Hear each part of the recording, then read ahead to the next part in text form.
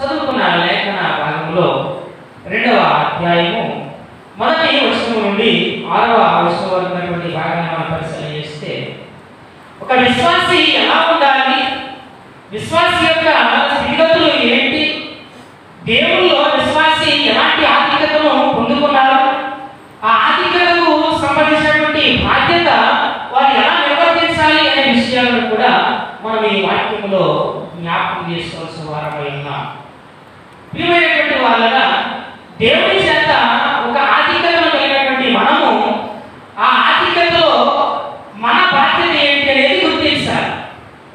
ఒక వ్యక్తి ఒక కుటుంబానికి తండ్రిగా ఉన్నాడు అంటే తండ్రి అనే ఆధిక్యతను కలిగిన ఆ వ్యక్తి ఆ కుటుంబం పట్ల బాధ్యత కలిగి ఉండాలి. ఒక కుటుంబంలో తండ్రి బాధ్యత, అలాగే ఒక సంఘంలో కాపరి ఆధిక్యత, ఆ కాపరి బాధ్యత, అలాగే సమాజంలో ఒక నాయకుని ఆధిక్యత, ఆ నాయకుని యొక్క బాధ్యత సమాజం పట్ల, లేక ఒక ఉద్యోగంలో ఒక వ్యక్తి తాను పొందుకున్న ఆధిక్యత, ఆ ఉద్యోగం పట్ల అతడు కలిగి ఉండవలసినటువంటి బాధ్యత, వీటన్నిటినీ కూడా మనము గుర్తించవలసినటువంటి వారమై ఉన్నామనే విషయాన్ని తెలియజేస్తూ ఉన్నాను. అయితే చదువుకున్న లేఖన భాగంలో నుండి యేసుక్రీస్తు వారి ద్వారా మనకు కలిగినటువంటి ఆధిక్యతలు ఏంటి, ఆ ఆధిక్యతల వెనుక మనకు ఉండవలసినటువంటి బాధ్యతలు ఏంటి అనే విషయాలను వాక్యంలో నుండి మనము జ్ఞాపకము చేసుకుందాం. 3 విషయాలను మనం ఈ సమయంలో నేర్చుకుందాం. మొదటి విషయం ఏంటంటే మనము కొత్తగా జన్మించిన శిశువులుగా ఉన్నాం. అంటే దేవుని పిల్లలు అనే ఆధిక్యత మనం కలిగింది. అయితే ఆ బాధ్యత మనము గుర్తించాలి.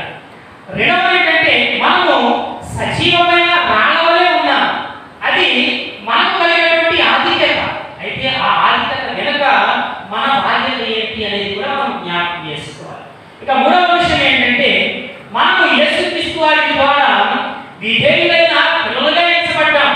అయితే ఆ విధేయులైన పిల్లలు యొక్క బాధ్యత ఏంటి అనేది మనము ఈ వాక్యములో నుండి నేర్చుకోవాల్సిన వారమై ఉన్నామనే విషయాన్ని తెలియజేస్తున్నాను. సమయాన్ని బట్టి ఈ 3 విషయాలు కూడా మనము జ్ఞాపకం చేసుకుంటాం. మొదటి విషయాన్ని పరిశీలన చేస్తే మనము క్రీస్తులో ఎలాంటి ఆధిక్యతను కలిగి ఉన్నాము అని ఆలోచన చేస్తే ఆ మొదటి 3 వచనాల్లో మాట్లాడుతూ 3వ వచనంలోని చివరి భాగంలో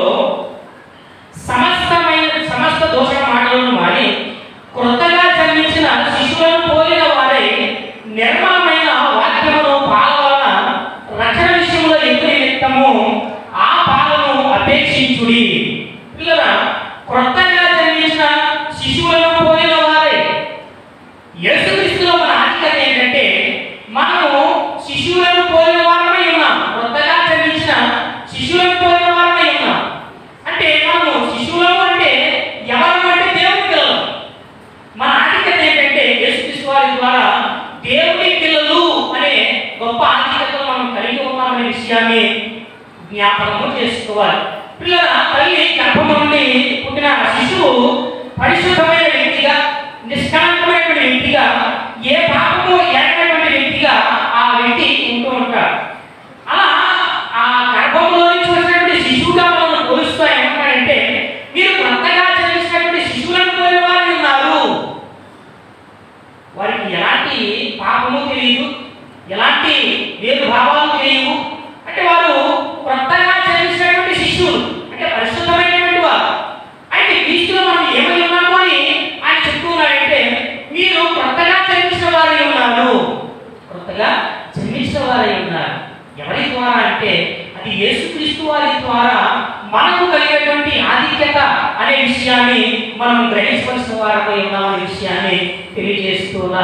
ఈ ఆధిక్యత శరీర సంబంధంగా జన్మించడం ద్వారా కలగలేదు, కానీ దేవుని ద్వారా జన్మించడం ద్వారా అది కలిగిందనే విషయాన్ని మనం గ్రహించాలి. ఆధ్యాత్మిక సంబంధమైన పుట్టుక ద్వారా, ఆత్మ సంబంధమైన జన్మ ద్వారా ఈ ఆధిక్యత కలిగిందనే విషయాన్ని మనం గ్రహించాలి. యోహాను సువార్త 1వ అధ్యాయము 12వ వచనాన్ని మనం పరిశీలన చేస్తూ ఉన్నప్పుడు అక్కడ యోహాను చెప్పే మాట ఏంటంటే తను ఎంత అంగీకరించిలో వారందరికీ అనగా తాను నామమున విశ్వాసం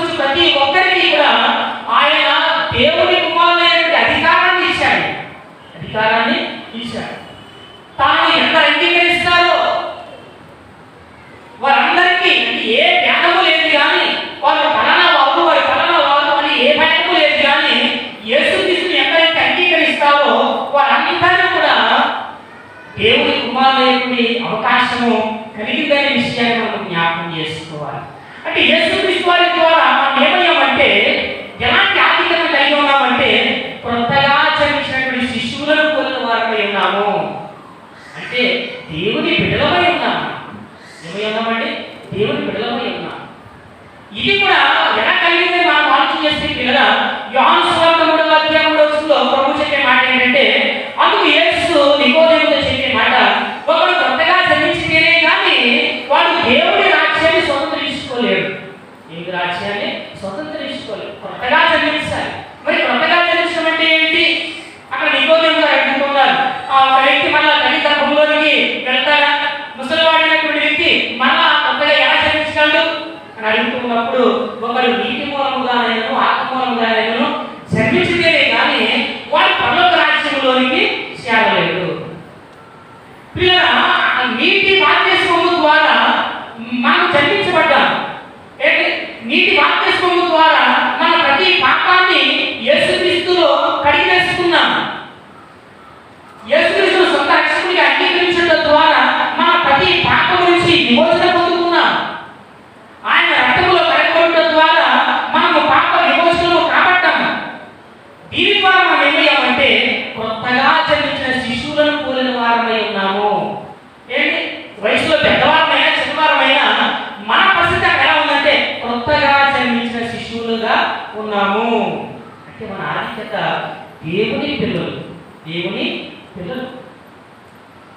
ప్రియమైనటువంటి దేవుడు గారు గమనించండి, ఒక వ్యక్తి తన భక్తుల గృహంలో జన్మించడం గొప్ప కాదు కానీ, ఒక వ్యక్తి యేసుక్రీస్తులో జన్మించడం అనేది గొప్ప ఆశీర్వాదం. దేవునికి మహిమ కలుగును గాక. గొప్పవారి యొక్క గృహాల్లో జన్మించడము అది ఆశీర్వాదంగా భావించవచ్చు. కానీ క్రైస్తవునికి ఆత్మ సంబంధమైన బిడ్డకు యేసుక్రీస్తులో జన్మించడం అనేది గొప్ప ఆశీర్వాదం. అందుకే పిల్లల, ఆయన ఇంకా చెప్పే మాట ఏంటంటే, గలతీయులకు రాసిన పత్రిక 4వ అధ్యాయం 6వ వచనంలో, మరియు మీరు కుమారులైనందున నాయనా తండ్రి అని మొదలుపెట్టు తన కుమారుని ఆత్మను దేవుడు మన హృదయంలోనికి పంపెను. కాబట్టి నీవిక దాసుడు కావు, కుమారుడవే. కుమారుడు అయితే దేవుని ద్వారా వారసత్వాన్ని కలిగి ఉన్నాం, కుమారత్వాన్ని కలిగి ఉన్నాం, దేవుని పిల్లలోని ఆధిక్యత కలిగి ఉన్నాం. ఎలా అంటే కొత్తగా జన్మించినటువంటి శిశువులను పోలిన వారమై. కనుక ప్రియమైనటువంటి దేవుడు ఎలా జన్మించినటువంటి మనము ఎలా ఉండాలని దేవుడు జ్ఞాపకం చేస్తూ ఉన్నారంటే, నిర్మలమైన పాల వల్ల రక్షణ విషయంలో ఎందుకు నిమిత్తము ఆ పాలను అపేక్షించుడి అంటున్నాడండి. అంటే వాక్యము పట్ల ఆతృత, వాక్యము పట్ల శ్రద్ధ, ఆరాటము కలిగి ఉండాలి అనే విషయాన్ని అక్కడ పేతురు మాట్లాడుతున్నట్లుగా చూడగలుగుతూ ఉన్నా. పిల్లలు, ఈ పిల్లలు నిత్యము నిలిచి ఉండేటువంటి జీవం గల దేవుని వాక్యము కొరకు వారు ప్రయాసపడాలి. నిత్యము నిలిచి ఉండే వాక్యము పట్ల ఆనాటం కలిగి ఉండాలి. ఆ వాక్యము ద్వారా వారు పోషించబడాలి. ఆ వాక్యము ద్వారా వారి ఆధ్యాత్మిక జీవితాన్ని ఎప్పటికప్పుడు బలపరుచుకుంటూ ఉండాలి. కొన్నిసార్లు అడ్వర్టైజ్మెంట్ లో గ్లో అండ్ లవ్ లేకండి. ఈ గ్లో అండ్ లవ్ లేక దేన్ని పెంచుకోవడానికంట? ముఖ సౌందర్యాన్ని పెంచుకోవడానికి, ముఖ సౌందర్యాన్ని పెంచుకోవడానికి. అది సరిగా పనిచేస్తుందో లేదో తెలియదు కానీ పిల్లరా, ఆధ్యాత్మిక సౌందర్యాన్ని పెంచుకోవడానికి మాత్రము వాక్యం చాలా చక్కగా ఉపయోగపడుతుంది. దేవుని స్తోత్రం కలుగును గాక. ఈ విశ్వాసి ఎప్పటికప్పుడు ఆధ్యాత్మిక సౌందర్యాన్ని పెంచుకోవడానికి, ఆధ్యాత్మిక బలాన్ని పెంచుకోవడానికి నిర్మలమైన వాక్యము చేత పోషించబడాలి. ఆ వాక్యాన్ని హృదయంలో కలిగి జీవించాలి. ఎప్పుడైతే అలా జీవిస్తాడో ఆ వ్యక్తి పునరుద్ధానాన్ని, ఆధ్యాత్మిక పురోభివృద్ధిని, ఆధ్యాత్మిక మనము జ్ఞాపకం చేసుకోవాలి. రక్షణ విషయంలో ఎదుగు నిమిత్తము ఆ పాలను అపేక్షించుడి అంటున్నాడు. ఆ పాలను అపేక్షించాలి. ప్రియమైనటువంటి దేవుడుగా మనకు దేవుని పిల్లలమనే ఆధిక్యత కలిగి ఉన్నాం. అయితే ఈ దేవుని పిల్లల యొక్క బాధ్యత ఏంటి? దేవుని పిల్లల బాధ్యత ఏంటి? మొదటి 2 వచనాలు చూస్తే, ప్రభువు దయాళుడని మీరు రుచి చూచి ఉన్న యెడల సమస్తమైన దుష్టత్వమును, సమస్తమైన కపటమును, వ్యాసధారణను, అసూయను, సమస్త దూషణ మాటలను మాని.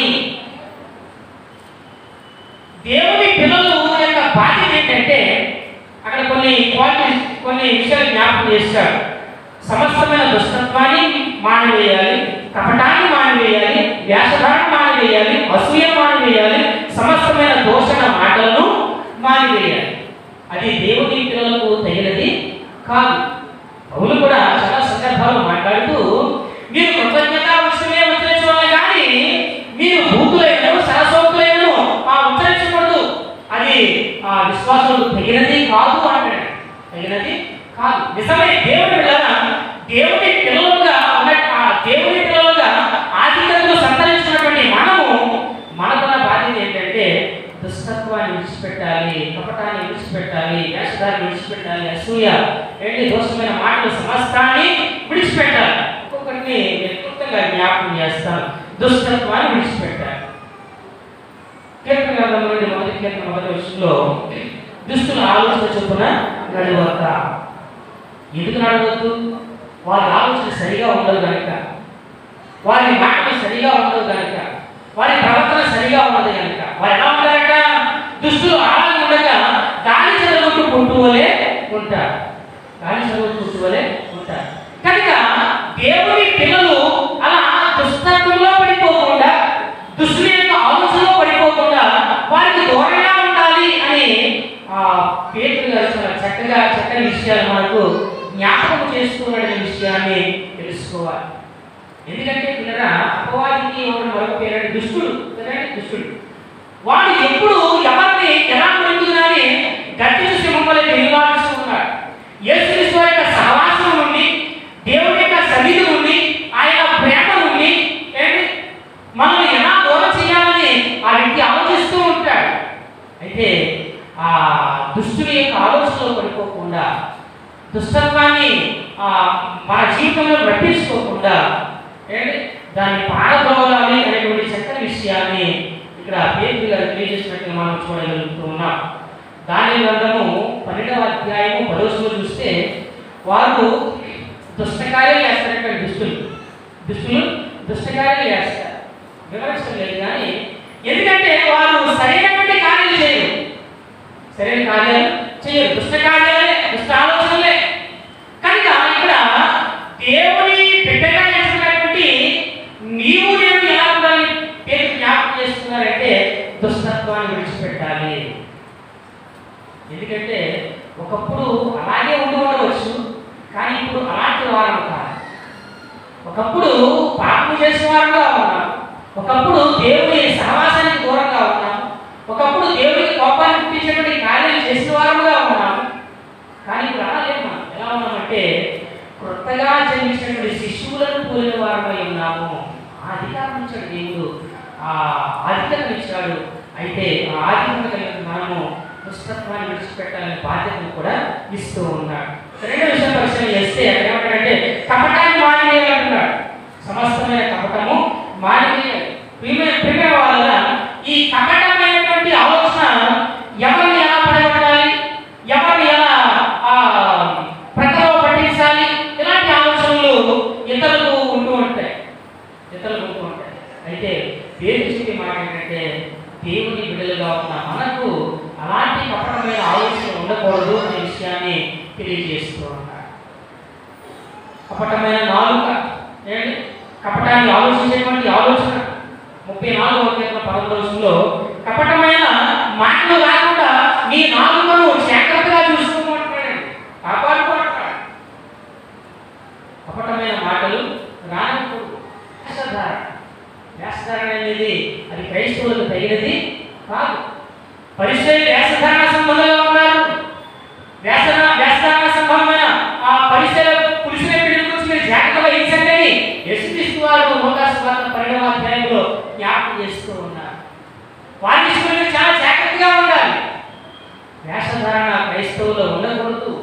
వారు పైకి మంచివారిగానే ఉంటారు, కానీ వారి ఆలోచన లేక వారి యొక్క హృదయ తలంపంతా కూడా చెడు యోచిస్తుంది అనేటువంటి విషయాన్ని మనము గ్రహించాలి. అసూయ ఒక వ్యక్తి ఎదుగుతూ ఉంటే వాడలేనటువంటి పరిస్థితి సమాజంలో ఎంతమంది మనం చూస్తూ ఉన్నాం.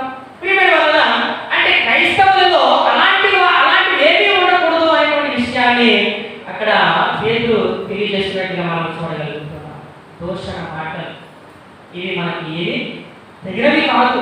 తులసి పత్రిక 3:8 కానీ ఎఫెసీ పత్రిక 5:4 కానీ చాలా చక్కని విషయాలను అక్కడ పౌలు మాట్లాడుతూ ఉన్నారు. దేవుని పిల్లలు కృతజ్ఞతావచనమే ఉచ్చరించేవారుగా ఉండాలి. దేవుని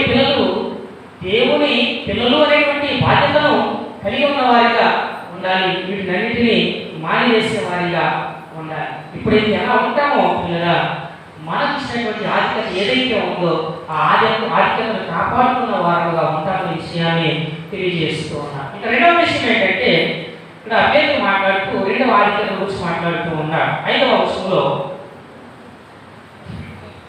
యేసుక్రీస్తు ద్వారా దేవునికి అనుకూలములకు ఆత్మ సంబంధమైన బలులు అర్పించుటకు పరిశుద్ధ యాజకులుగా ఉన్నట్లు మీరు సజీవమైన రాళ్ళవలె నుండి ఆత్మ సంబంధమైన మందిరముగా కట్టబడుచు ఉన్నారు.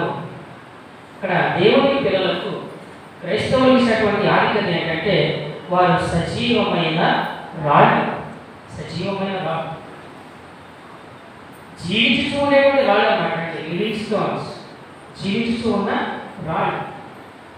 ప్రియమైన వల్ల ఈ వీరు సజీవమైన రాళ్ళుగా ఎందుకు ఎంచబడ్డారు అంటే సజీవమైన రాయిని యేసుక్రీస్తు వారు ఎందుకు వారు వచ్చారు కనుక అలా వచ్చడం ద్వారా వారు సజీవమైన రాళ్ళుగా ఎంచబడ్డారు. యేసుక్రీస్తు వారు ఎవరైతే వస్తారో వారందరూ కూడా సజీవమైన రాళ్ళే. నిర్జీవం అనేది వారిలో ఉండదు, జీవము లేని స్థితి వారిలో ఏమాత్రమే ఉండదనే విషయాన్ని మనము జ్ఞాపకం చేసుకోవాలి. సజీవమైన రాయైన క్రీస్తు చెంతకు వచ్చిన ప్రతి విశ్వాసి కూడా సజీవమైన రాళ్ళుగా ఎంచబడతారు. అలా ఎంచబడటం ద్వారా క్రీస్తు కొరకు బలమైన సాధనాలుగా కూడా వారు ఉంటారనే విషయాన్ని మనం జ్ఞాపకం చేసుకోవాలి. నిర్జీవమైన వారిగా ఉన్న మనలను యేసుక్రీస్తు వారు సజీవమైన రాళ్ళుగా చేశారు.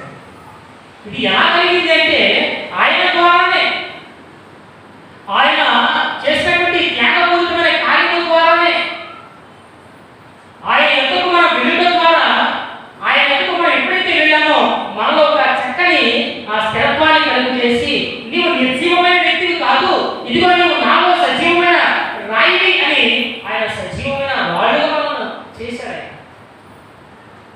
మనకు కలిగినటువంటి గొప్ప ఆధిక్యత.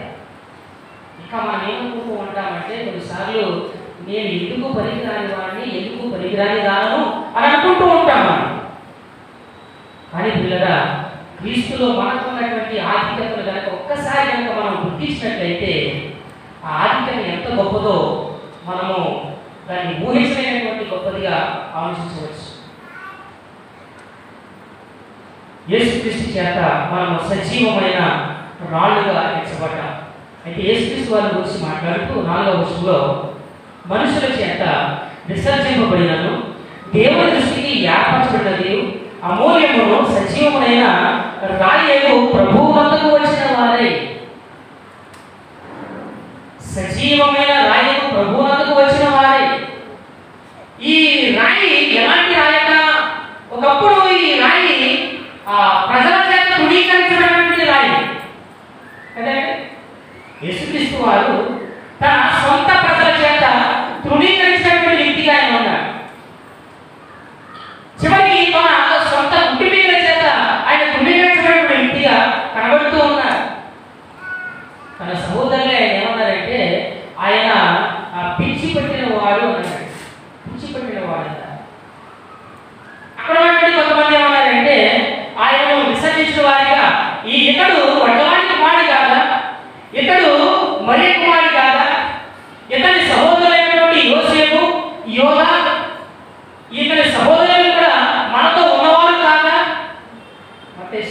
11వ అధ్యాయంలో ఈ మాట మనం చూడగలుగుతూ ఉన్నాం. తన సొంత ప్రజలే యేసుక్రీస్తు వారిని విసర్జించినటువంటి వారిగా కనబడుతూ ఉన్నారు. చివరికి శాస్త్రులు కానీ పరిసయ్యులు కానీ వారు కూడా యేసుక్రీస్తు వారిని విసర్జించినటువంటి వారిగా ఉంటున్నారు. అయితే పిల్లరా, లోకం యేసుక్రీస్తు వారిని విసర్జించవచ్చు, తన సొంత వారు యేసుక్రీస్తు వారిని విసర్జించవచ్చు, కానీ ఆయన ఎలా ఉన్నాడట? దేవుని దృష్టికి ఏర్పరచబడినటువంటి వ్యక్తిగా ఉన్నాడటండి. దేవుని స్తోత్రం కలుగును గాక. హల్లెలూయా. ఏర్పరచబడినటువంటి వ్యక్తి దేని కొరకు ఆయన ఏర్పరచబడ్డాడంటే మన ప్రతి పాపం నుంచి విమోచించడానికి విమోచకుడిగా ఆయన ఏర్పాటు చేయబడ్డాడు. పాపులను రక్షించుటకు యేసుక్రీస్తు ఈ లోకానికి వచ్చాడు. నశించిన దాన్ని రక్షించడానికి యేసుక్రీస్తు ఈ లోకానికి వచ్చాడు. ఏర్పరచబడినది అమూల్యమును, అమూల్యమైనటువంటి వ్యక్తి. ఆ రాయి అమూల్యమైన రాయి, వెల చెల్లించలేనటువంటి రాయి. ఇంకా ఆయన గురించి మాట్లాడుతూ ఇదే వ్యక్తిగా ఏమంటారంటే మొదటి అధ్యాయం 19లో అమూల్యమైన రక్తము చేత, అమూల్యమైన రక్తము చేత, వెల చెల్లించలేని రక్తము చేత మనము నిర్దోషులుగా ఎంచబడ్డాము. నిర్దోషులు నిష్కలంకములు గొర్రెల వంటి క్రీస్తు రక్తము చేత విమోచింపబడ్డవి అంటున్నాడు. ఈ యేసుక్రీస్తు అనే రాయి, ఈ సజీవమైన రాయి ఎలాంటి రాయట? అమూల్యమైనటువంటి రాయి, అమూల్యమైన రాయి. ఇంకా మాట్లాడుతూ సజీవమైన రాయిలు క్రీస్తునందుకు ప్రభునందుకు వచ్చిన వారే. ఏర్పరచబడిన రాయి, అమూల్యమైన రాయి, ఏంటి? సజీవమైన రాయి. ప్రియుల, ఈ ఏర్పరచబడిన అమూల్యమైన ఈ సజీవమైన రాయి తలకు మూల రాయిగా ఎంచబడిందండి. దేవుని స్తోత్రం కలుగును గాక. తలకు మూల రాయి. 118వ కీర్తన 22వ వచనంలో ఉన్న మాటను జ్ఞాపకం చేస్తున్నాడు. 7వ వచనంలో ఎవరైతే ఈ రాయిని విసర్జించారో, ఎవరైతే ఈ రాయిని తోసివేశారో అలాంటి వారికే తలకు మూల రాయిగా ఉన్నటువంటి రాయిగా సజీవమైన రాయిగా యేసుక్రీస్తు వారు ఉన్నారనే విషయాన్ని మనము గ్రహించవలసిన వారమే. ప్రియమైనటువంటి దేవుడుగా, ఇతరులు ప్రాణము లేని ప్రాణుల ఎందుకు వెళుతూ ఉంటారు, కానీ విశ్వాసులు జీవము గల రాయకు క్రీస్తు యొద్దకు వస్తాడు. అంటే ఆయన ఏమంటాడంటే సజీవమును నైనా రాయకు ప్రభువునందుకు వచ్చిన వారే యేసుక్రీస్తు ద్వారా దేవునికి అనుకూలములకు ఆత్మ సంబంధమైన బలు నర్పిస్తకు పరిశుద్ధ యాజకులుగా ఉన్నట్టు మీరును సజీవమైన రాళ్ళవలే నుండి ఆత్మ సంబంధమైన మందిరముగా కట్టబడుచు ఉన్నారు అంటున్నాడు.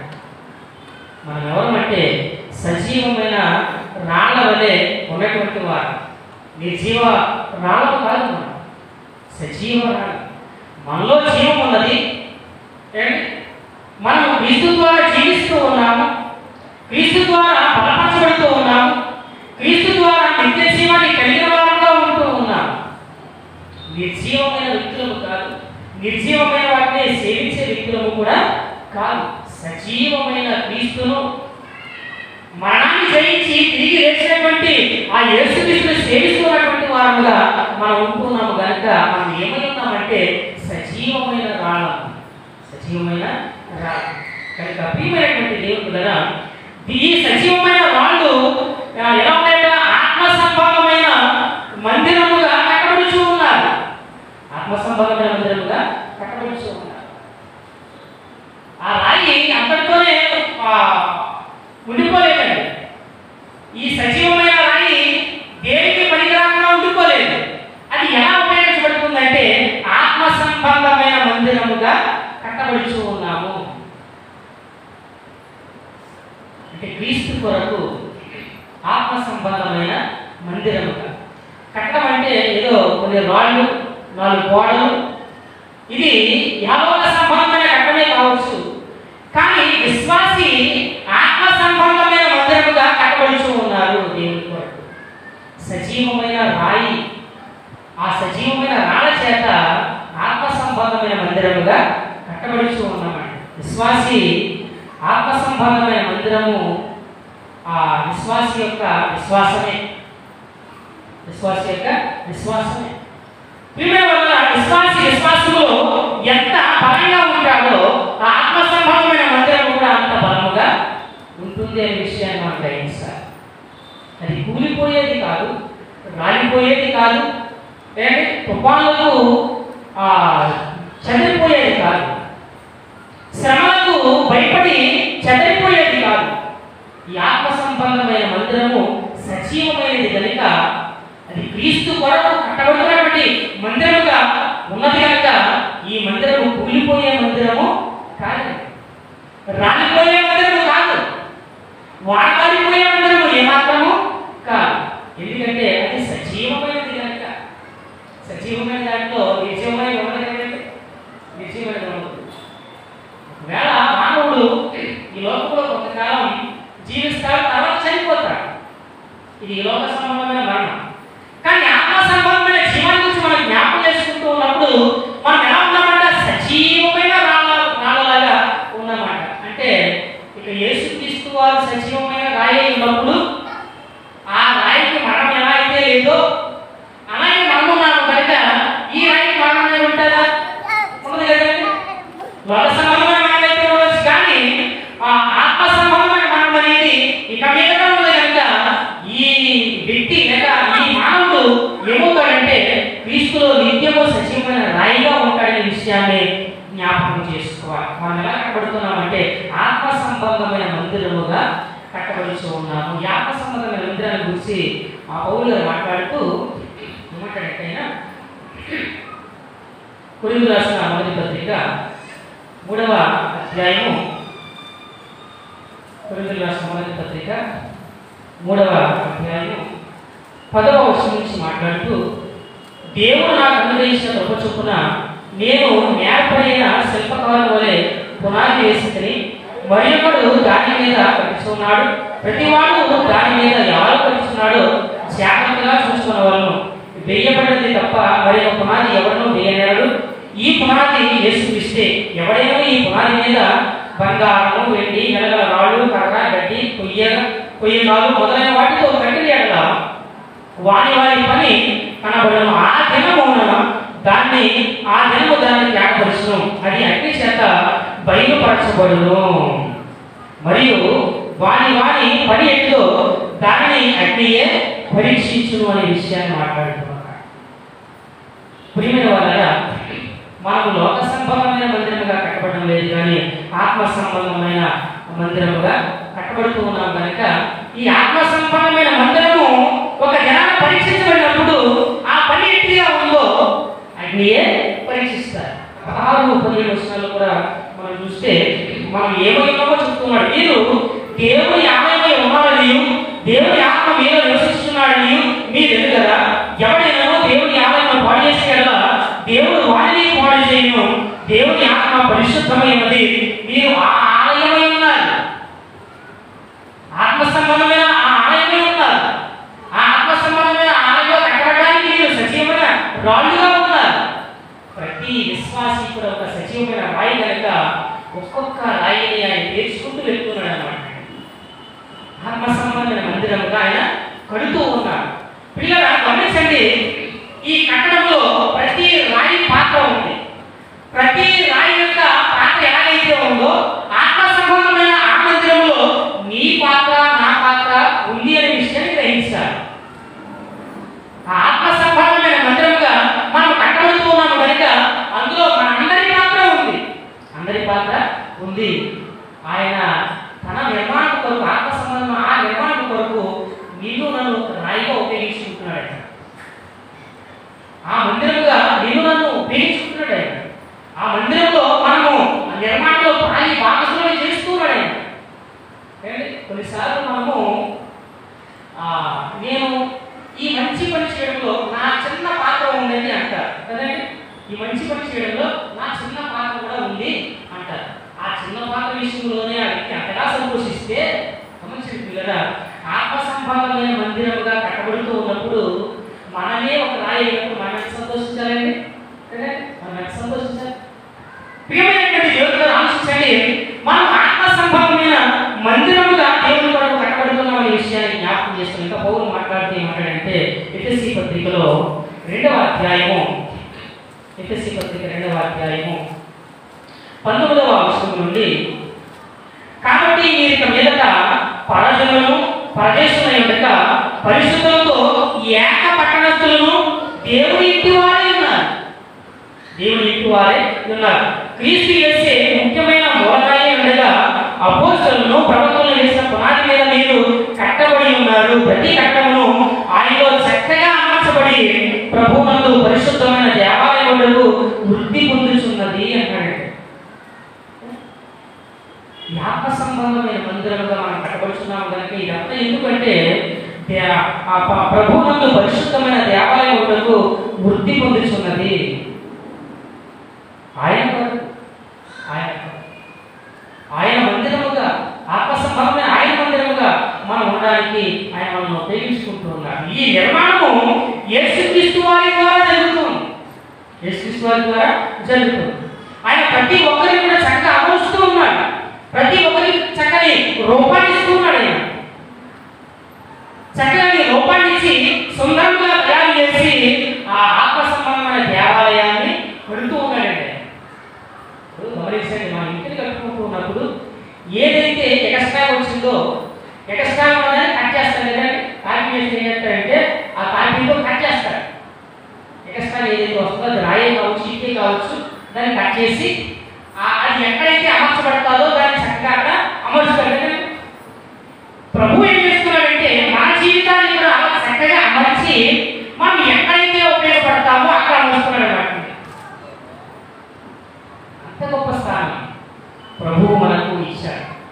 మనం నిర్జీవమైన వ్యక్తులము కాదు, సజీవమైన రాళ్ళము అనే గొప్ప స్థానాన్ని కలిగి ఉన్నాం కనుక ఆ ఆధిక్యత ప్రభు ద్వారా మనకు కలిగింది కనుక ఇలా మనం ఎలా ఉండాలి, మన బాధ్యత ఏంటి, కొన్ని బాధ్యతలు జ్ఞాపకం చేసుకున్నాం. ఇక్కడ పేతురు మాట్లాడుతూ 5వ వచనంలో యేసుక్రీస్తు ద్వారా దేవునికి అనుకూలములకు ఆత్మ సంబంధమైన బలులను అర్పించుటకు పరిశుద్ధ యాజకులుగా ఉండునట్లు మీరు సజీవమైన రాళ్ళవలె నుండి ఆత్మ సంబంధమైన మందిరముగా కట్టబడుతూ ఉన్నారు. ఎందుకు కట్టబడుతూ ఉన్నారు అంటే ఆత్మ సంబంధమైన బలులను అర్పించుటకు పరిశుద్ధ యాజకులుగా ఉండునట్లు. అది మన బాధ్యత. నిజంగా కట్టబడ్డాము, గొప్ప అధికారం వచ్చింది, బాగుంది. మన బాధ్యత ఏంటి అంటే పరిశుద్ధమైన ఆత్మ సంబంధమైన బలులను అర్పించుటకు పరిశుద్ధ యాజకత్వాన్ని చేయడానికి అన్నమాట. పిల్లల యాజకత్వం అనేది ఒకప్పుడు ఎవరికి సొంతం అంటే లేవీయులకు మాత్రమే సొంతం అని. లేవీయులే ఆ యాజకత్వాన్ని జరిగించాలి.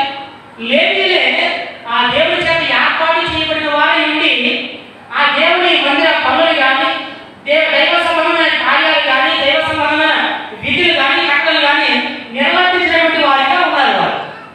అది లేవీయులకు మాత్రమే చేయబడి వారికి ఆయన ఇచ్చాడు. కానీ పిల్లరా అది ఈనాడు ఏమైందంటే అందరికీ ఆపాదించబడింది. దేవుని స్తోత్రం కలుగుగాక. హల్లెలూయా.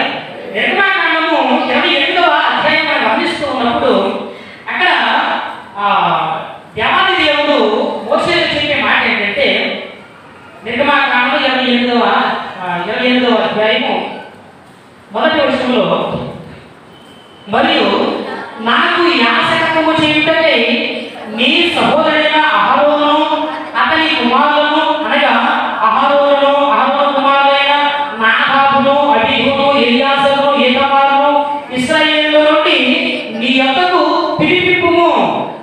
నాకు యాజకత్వాన్ని చేయడానికి. యాజకత్వం అనేది అప్పుడు కొంతమందికి మాత్రమే, గోత్రానికి మాత్రమే, ఆ లేవీ గోత్రానికి సంబంధించినటువంటిది. అది అందరూ చేయడానికి ఏమాత్రం అవకాశం లేదు. ఆ లేవీలే అందరి కొరకు సంవత్సరానికి ఒకసారి వెళ్ళాలి. అందరి కొరకు అందరూ చేసినటువంటి బలి అర్పణ ఆ రక్తాన్ని తీసుకువెళ్ళి బలిపీఠ మీద ప్రోక్షించాలి, బలిపీఠ కొమ్ముల మీద ప్రోక్షించాలి. ఈ లేవీలే పిల్లల ఒకప్పుడు విశ్వాసికి దేవుడికి మధ్యవర్తిగా ఉండి నడిపించేటువంటి వారు. అయితే ఏమైందంటే ఆ మధ్యవర్తిత్వం అనేది పోయి యేసుక్రీస్తు వారి ద్వారా మనం ఏమయ్యామంటే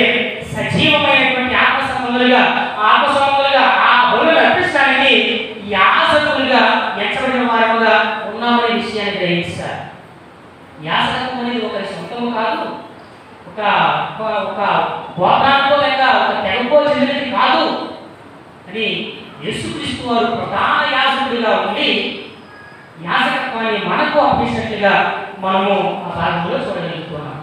ఎందుకు ఆయన మనల్ని సజీవమైన రాళ్ళుగా చేశాడంటే మన బాధ్యత నీవు నేను యాజకత్వాన్ని చేయాలి. ఆత్మ సంబంధమైన బలులు అనిపించడానికి యాజకత్వాన్ని చేసేవారంగా ఉండాలి. యాజకులుగా ఉండడానికి మనం పిలుచుకున్నాడు. ఇంకా దేవప్రాంతాల 2వ గ్రంథము 29వ అధ్యాయం 10వ వచనం చూస్తే అక్కడ హిజ్కియా ఏమంటాడంటే మందిరాన్ని బాగు చేసిన తర్వాత నా కుమారులారా మీరు రండి వచ్చి మిమ్మల్ని పరిశుభ్రపరుచుకుని మీ యాజకత్వ ధర్మాన్ని నిర్వర్తించండి అని ఒక చక్కని పిలుపుని ఇస్తూ ఉన్నారు. అంటే వారు మాత్రమే అది చేయాలి, అందరూ చేయడానికి అవకాశం అనేది లేదు.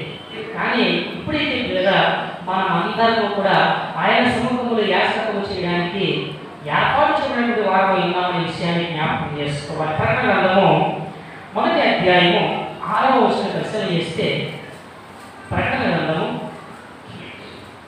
1వ అధ్యాయము 6వ వచనంలో మనల్ని ప్రేమించుచు తన రక్తము వలన మన పాపముల నుండి మనల్ని విడిపించిన వారికి మహిమయు ప్రభావమును యుగయుగములు కలుగునగాక ఆమేన్.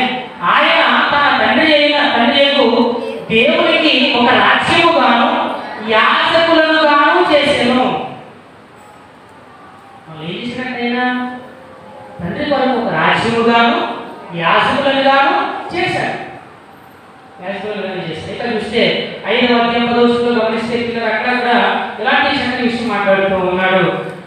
9వ వచనంలో అక్కడ 24 పెద్దలు చెప్పే మాట ఏంటంటే ఆ పెద్దలు నీవు ఆ గ్రంథమును తీసుకుని దాని ముద్రలు విప్పుటకు యోగ్యుడవు, నీవు వధింపబడిన వాడై నీ రక్తమిచ్చి ప్రతి వంశములోను ఆయా భాషలు మాట్లాడే వారిలోను ప్రతి ప్రజలోను ప్రతి జనములోను దేవుని కొరకు మనుషులను కొని మా దేవునికి వారిని ఒక రాజ్యముగాను యాజకులుగాను చేసింది అని ఆ 24 పెద్దలు యేసుక్రీస్తు వారి గురించి మాట్లాడుతున్నారు అన్నమాట.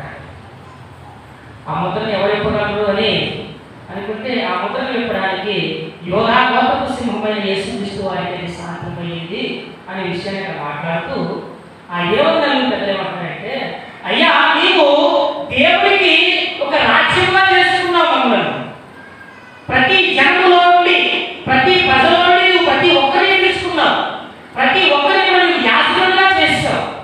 అంతటి గొప్ప ఆ స్థితిని బాధ్యతను ప్రభువు మనకు అప్పగించిన విషయాన్ని మనము జ్ఞాపకం చేసుకోవాలి. 20వ అధ్యాయంలో కూడా చూస్తే 20వ అధ్యాయము 6వ వచనంలో ఈ మొదటి పునరుత్థానంలో పాల్గొన్న వారు ధన్యులను పరిశుద్ధులై ఇందురు, అట్టి వారి మీద 2వ మరణమునకు అధికారం లేదు, వీరు దేవునికి క్రీస్తుకును యాజకులై క్రీస్తుతో కూడా 1000 సంవత్సరముల రాజ్యము చేయుదురు. యాజకత్వం ఒక దినాన ఒకరికే పరిమితం, ఒక గోత్రానికే పరిమితం. ఇప్పుడు ఏమైందంటే యేసుక్రీస్తు వారు చేసినటువంటి ఆ బలియాగం ద్వారా ఆ అట్టతెర తొలగించబడి చిరిగిపోయింది. అందరూ కూడా యాజకత్వం చేసేటువంటి అవకాశము యేసుక్రీస్తు వారి ద్వారా కలిగిందనే విషయాన్ని మనం జ్ఞాపకం చేసుకోవాలి. కేవలం ఇశ్రాయేలు మాత్రమే కాదు, ప్రపంచంలో ఉన్న ప్రతి జాతిలోను ప్రతి ప్రజలోను ప్రతి ఒక్కరికి యేసుక్రీస్తు వారికి అనుగ్రహించిన విషయాన్ని మనం జ్ఞాపకం చేసుకోవాలి. ఆయన మనల్ని యాజకులుగా చేసి ఆయన ప్రధాన యాజకుడిగా ఉన్నాడు, ప్రధాన యాజకుడిగా ఆయన ఉన్నారు. కనుక ప్రియమైన దేవుడు కదా, సజీవమైన రాళ్ళుగా ఉన్న మన బాధ్యత ఏంటంటే ఆత్మ సంబంధమైన బలులను అర్పించడానికి యాజకులుగా మనము ఉండాలి. యాజకులుగా ఉండాలి. విశ్వాసం అందరూ యాజకులే అనడంలో ఒక ప్రత్యేకమైన భావం ఏంటంటే పిల్లరా, యేసుక్రీస్తు వారి ద్వారా విశ్వాసులంతా కూడా దేవుని దగ్గరకు నేరుగా వెళ్ళవచ్చు అన్నమాట. నేరుగా వెళ్ళవచ్చు. యేసుక్రీస్తు వారి ద్వారా విశ్వాసులందరూ దేవుని దగ్గరకు వెళ్ళవచ్చు.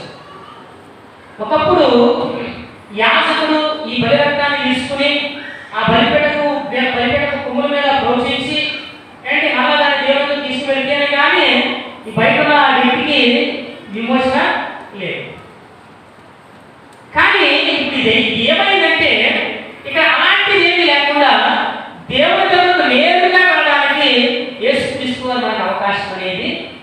ఉన్నారు. అందరూ యాజకులు ఉన్నారు, యాజక ధర్మాన్ని చేయడానికి, అందరూ దేవుడి ఒక రాజ్యముగా ఉండడానికి, విశ్వాసం అంతా కూడా నేరుగా దేవుడి ఎదురుకు వెళ్ళడానికి గొప్ప అవకాశం కలిగిందనే విషయాన్ని మనం జ్ఞాపకం చేసుకోవాలి. మొదటి పత్రికలోనే పేతురు రాసిన మొదటి పత్రిక 3వ అధ్యాయము 8వ వచనంలో 8వ వచనంలో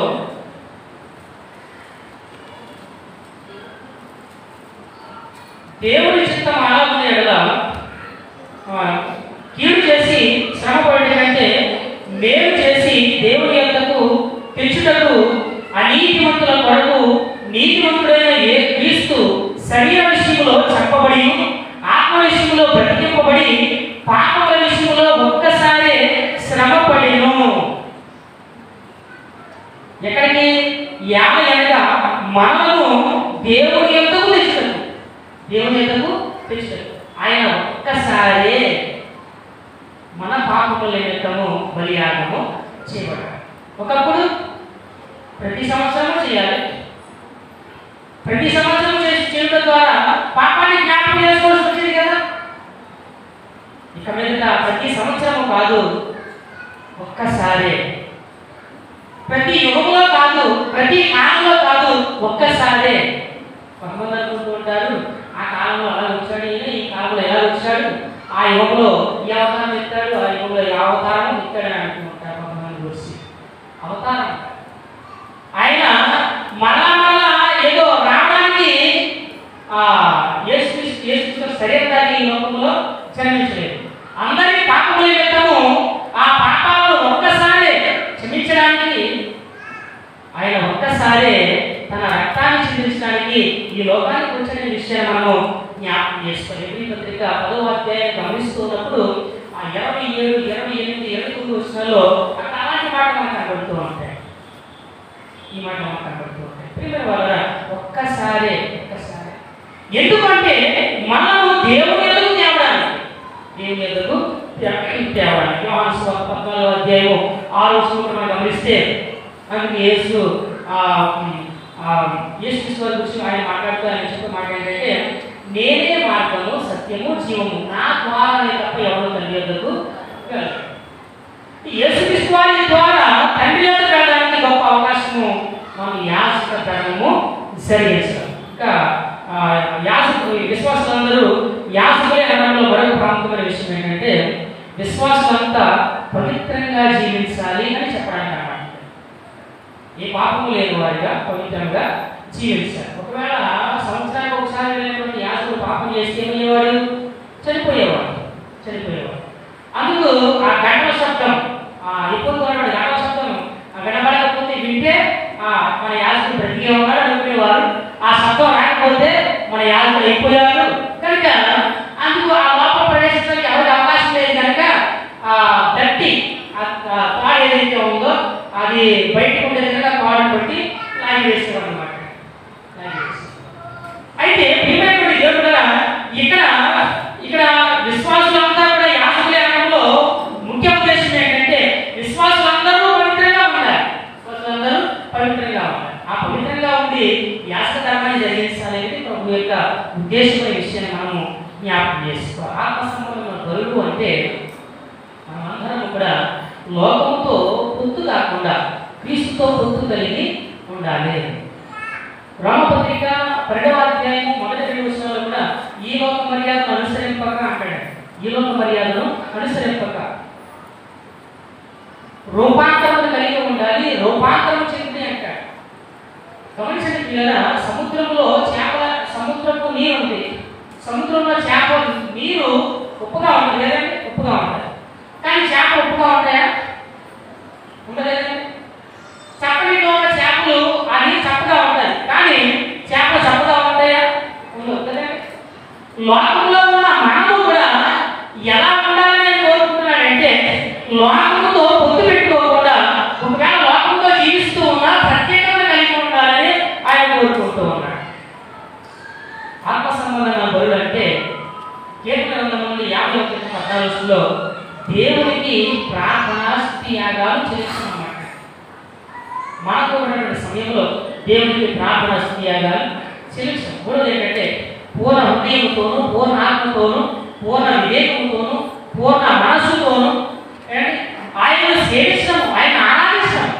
అది ఆత్మ సంబంధమైన బలిగా మనము జ్ఞాపకం చేసుకోవచ్చు. ఇక మూడవ విషయం ఏంటంటే, మూడవ ఆధిక్యత పేతురు రాసిన మొదటి పత్రిక 1వ అధ్యాయము 14-16 వచనాలు చూస్తే, నేను పరిశుద్ధుడై ఉన్నాను కనుక మీరు పరిశుద్ధులై ఉండని వ్రాయబడినది. కాగా మీరు విధేయులకు పిల్లలై మీ పూర్వపు అజ్ఞానదశలో మీ పుట్టిన ఆశలు అనుసరించి ప్రవర్తింపక మిమ్మల్ని పిలిచిన వాడు పరిశుద్ధుడై ఉన్న ప్రకారము మీరును సమస్త ప్రవర్తన యందు పరిశుద్ధులై ఉండి. ఈ వాక్యంలో మనం చెప్పే మాట ఏంటంటే, మనకున్న ఆధిక్యత మీరు ఎలా ఉన్నారు అని ఆయన చెప్తున్నాడంటే, కాగా మీరు విధేయులకు పిల్లలై ఉన్నారు. విధేయులకు పిల్లలు. మనం ఎవరమంట? మొదటిగా పరిశీలన చేస్తే కొత్తగా జన్మించిన శిష్యులుగా ఉన్నాం, దేవుని పిల్లలుగా ఉన్నాం, సజీవ రాళ్ళుగా ఉన్నాం. మూడో విషయం గమనిస్తే పిల్లగా మనం విధేయులకు పిల్లలుగా ఉన్నాము అని ఆయన చక్కని ఆధిక్యతను ఇస్తూ ఉన్నాడు. మాట వినేవారు కాదు, మాట వినేవారు. దేవుని ఆజ్ఞలకు వ్యతిరేకంగా ప్రవర్తించేవారు కాదు, ఆయన ఆజ్ఞలకు అనుకూలంగా ప్రవర్తించేవారు. దేవుని శిలువకు వ్యతిరేకంగా ప్రవర్తించేవారు కాదు, ఆయన శిలువకు సమీపంగా, ఆయన శిలువకు విలువలు ఇచ్చేటువంటి వారుగా ప్రవర్తించేవారు. ఆయన మాట లెక్క చేయవారు కాదు, ఆయన మాట వినేవారు. ఆయన మాటకు అవిధేయత చూపించేవారు కాదు, ఆయన మాటకు విధేయులైనటువంటి పిల్లలము.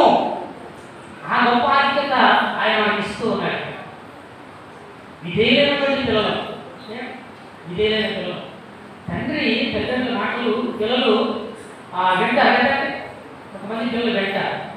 విన్న పిల్లలు వారి తల్లిదండ్రులు ఏమంటారు? మా అబ్బాయి లేక మా అమ్మాయి నేను చెప్పిన మాట వింటారండి అంటారు కదా. నేను చెప్పిన మాట వింటారు. ఒక తండ్రి అనేకుల మధ్య గొప్ప పేరును నీకు ఇస్తే, యేసుక్రీస్తు పరమ తండ్రి మనకు ఈ స్థానాన్ని ఇచ్చి, మన విధేయులమైన పిల్లలము అని ఆయన మనకు ఆ స్థానాన్ని ఇస్తే మనం ఎంత గొప్పగా ఉంటామో ఒకసారి ఆలోచించండి. దేవుని మాట విలువిస్తాం, దేవుని ఆజ్ఞాన్ని విలువిస్తాం, దేవుని వాక్యాన్ని విలువించేవారుగా ఉంటాం. అలాంటి ఆధిక్యత ఆయన మనకు ఇచ్చినటువంటి వారిగా కనబడుతూ ఉన్నారు. అయితే పిల్లల ఇశ్రాయేలీయులు అవిధేయంగా ప్రవర్తించారు. నిర్గమకాండము 24వ అధ్యాయం గమనిస్తూ ఉన్నప్పుడు, నిర్గమకాండము 24వ అధ్యాయము 7వ వచనంలో అతడు ఆ నిబంధన గ్రంథమును తీసుకుని ప్రజలను వినిపింపగా వారు యెహోవా చెప్పినవన్నీ చేయించు విధేయులమై ఉంటామన్నారు. విధేయులమై ఉంటామన్నారు. కానీ తర్వాత వారు 32వ అధ్యాయం పరిశీలన చేస్తే అవిధేయులుగా ప్రవర్తించారు. వారు ఏమన్నారు? మేము విధేయులుగా ఉంటాము అన్నారు. ఆయన ఏ ఆజ్ఞ ఇచ్చారో ఆజ్ఞ ప్రకారంగా జీవిస్తామన్నారు. కానీ తర్వాత అవిధేయత వారిని ఆవరించినట్టుగా మనం చూడగలుగుతూ ఉన్నాం. ఎవరైతే యేసుక్రీస్తు వారికి విధేయత చూపిస్తారో వారు జీవము కలిగిన వారిగా ఉంటారు అని ఆయన తెలియజేస్తున్నాడు. కుమారుని పట్ల విధేయత చూపించే వారుగా ఉండాలి.